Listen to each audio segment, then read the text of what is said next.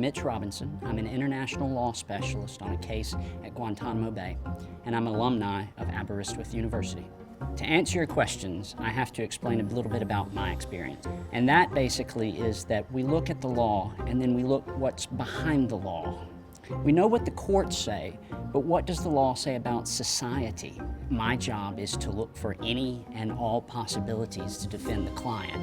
A lot of the success that we've had with the UN was sitting down and saying, is this possible? We went down a road that other people may not have seen potential, and yet there was. And that is what the British education taught me to do, is not just focus on the law that you see on paper, and thinking about how the law came to be and how you interpret the law. If I am successful, it is because of two professors that I have had at Aberystwyth.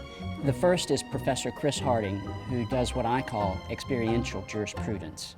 It was spending time with him going over art and music and literature and trying to find the meaning in that and look behind it, and then going back and applying that to the law.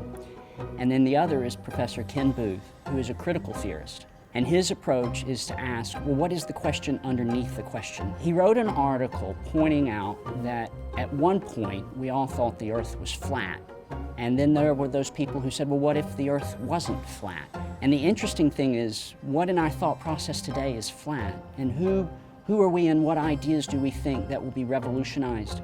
Some of the best years of my life so far. And people use words like friends for a lifetime and great memories.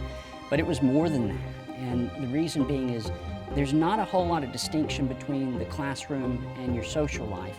And at first, that may not sound healthy, that you need to turn off when you leave the classroom. But in fact, it's a really nice fusion.